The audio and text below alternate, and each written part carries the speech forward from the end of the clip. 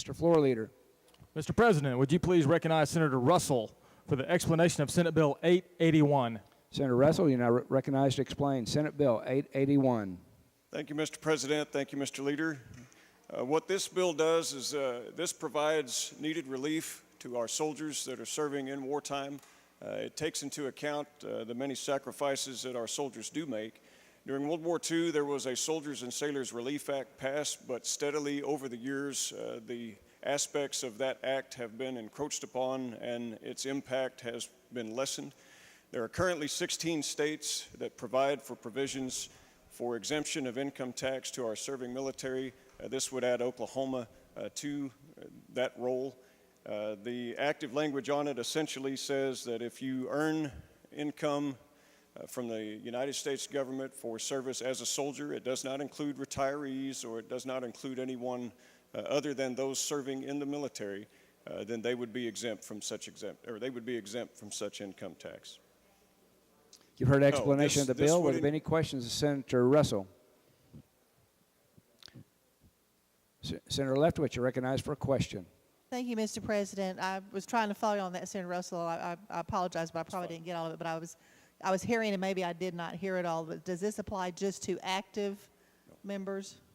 No, Senator. This would apply if you are a guardsman or a reservist or a member of the active armed forces. If you draw a paycheck for federal service, then that pay for that service would be exempt from taxation, from state taxation. Senator Crane, you're recognized for a question. Thank you, Mr. President. Senator, I don't know the answer to this question. If you're an airman out at Tinker Air Force Base and you are serving all or part of the year, do you pay Oklahoma taxes for that portion of time that you spend at Tinker Air Force Base?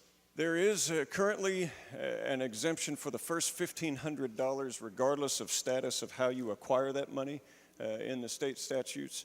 That amounts to about half of what an airman or a junior non-commissioned officer's pay would be for a month.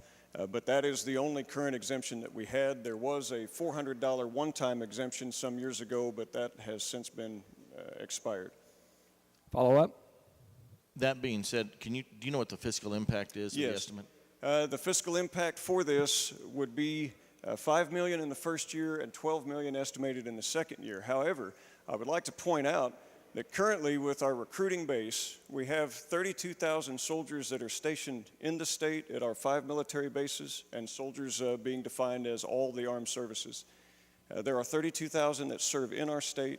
We have approximately 54,000 Oklahoma residents that were recruited from here and are serving someplace. However, only 9,000 of them claim Oklahoma residency. So what that tells you is that the first chance they get to leave Oklahoma, because of our tax burden, they do, and they become Texans, Floridians, Nevadans, whatever it might be. In fact, the forecasted impacts of this, and I'd be happy to show those to you, this would actually be revenue that we would gain by being an acquiring state rather than a donor state. Currently, our Oklahomans, because they do not have such relief, they abandon Oklahoma, and we do not receive their motor vehicle fees, we do not receive their license fees, we do not receive excise taxes on automobiles that they purchase, and soldiers will buy new automobiles.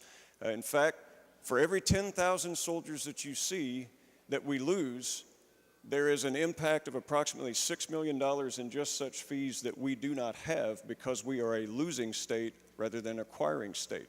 The flip side of that is, if we were an acquiring state, we could have the potential to bring in 40, 50, 60,000 new Oklahomans, which would have a positive impact on the entire state. Senator Crane for a follow-up question. Thank you, Mr. President. Is this something that would help us in the next round of BRAC closures? Has BRAC ever looked at how the states treat the members of the military on anything like that? What BRAC will look at many factors. One of them is the accessibility of land, the atmosphere of complaint around that land, encroachment upon such land. You'll be happy to know that all 5 of our bases in the state, to include McAllister Ammunition Plant, which only has 3 active military, But all 5 of these have been gaining states, or gaining bases rather than losing bases. But what that tells you is that they are growing and that we see more soldiers being stationed here rather than a loss. This would be a positive impact to the state, though, because now, as a gaining state, they would be wanting to sign on for Oklahoma and become an Oklahoma resident under this provision. Any further questions? Senator Allison, you're recognized for a question.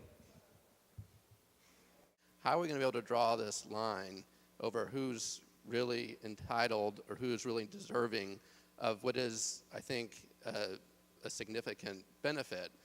Everyone would like to be exempt from income tax, and if we start down your path, I think that there's a concern I hope you might address about where we're going to draw this line. Sure, I'd be happy to address that because it's really not a comparison at all. Right now, you are losing tens of thousands of our Oklahoma residents to other states. The first time Joe is stationed at Fort Hood, Texas, Joe becomes a Texan simply by marching down to the finance office and declaring such residency. When he comes back from Iraq and he goes to the Dodge dealership and buys the new Charger, he pays excise tax not to Oklahoma. When he tags it, he pays a tag fee not to Oklahoma. When he gets his driver's license, $21.50 does not go to Oklahoma.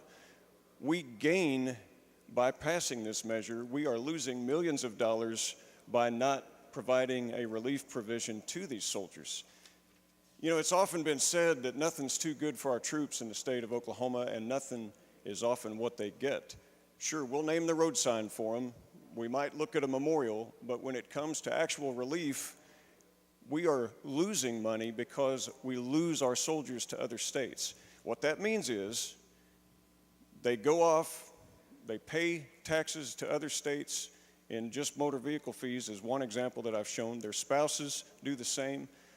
You have the potential of tens of thousands of acquiring Oklahomans. If I put it to you this way, if you had a chance to gain 50,000 guaranteed waged employees to the state, would you be interested in such a prospect? That's what we have with our Oklahoma soldiers. Unless the government fails, they're going to be paid. They're not going to lose that revenue. And so here we already have things that allow them to be in a provision,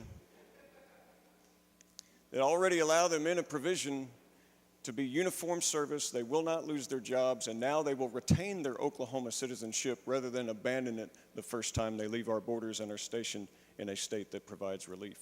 Will there be further questions? Seeing none, Senator Russell moves that Senate Bill 881 be advanced. All those in favor say aye.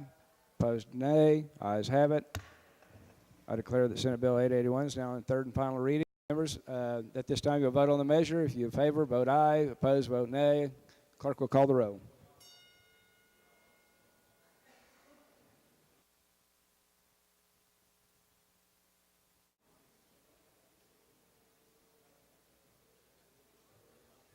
Close the roll.